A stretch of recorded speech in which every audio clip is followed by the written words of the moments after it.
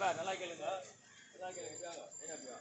மொத்த பையனாக இயேசு கிறிஸ்து தான் மெய்யான தெய்வம். அவங்களே காட்டுப்பா.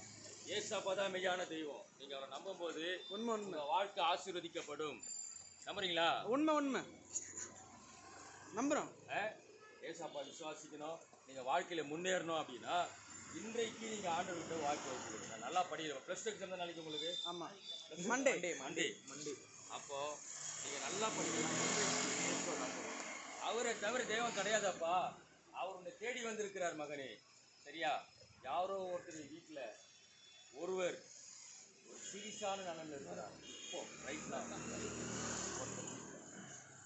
யாரு? அந்த வீட்டில் ஒருத்தருக்கு சீரியஸ்னஸ் இருக்கு. இவனுக்கு தானே. சரி இங்க பாரு. ஏசப்பா மெய்யான தெய்வம்.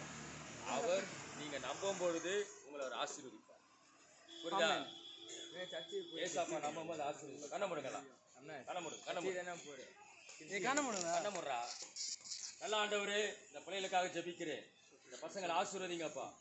ஏசப்பா இவங்க ஒரு நாள் நிச்சயமாய் இவங்க நல்ல படிப்பை படித்து இவங்க பெரிய லெவலில் வரணும். ஒரு டாக்டரா வரணும், இன்ஜினியரா வரணும்.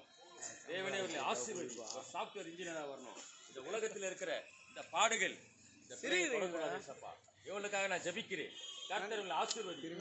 ஒவ்வொரு பிள்ளைகளையும் ஆசீர்வதி. உமக்கே நன்றி. கர்த்தருக்கு நன்றி. எல்லாம் சொல்லுங்க. கர்த்தருக்கு நன்றி. இயேசுவுக்கு நன்றி. ஆமென்.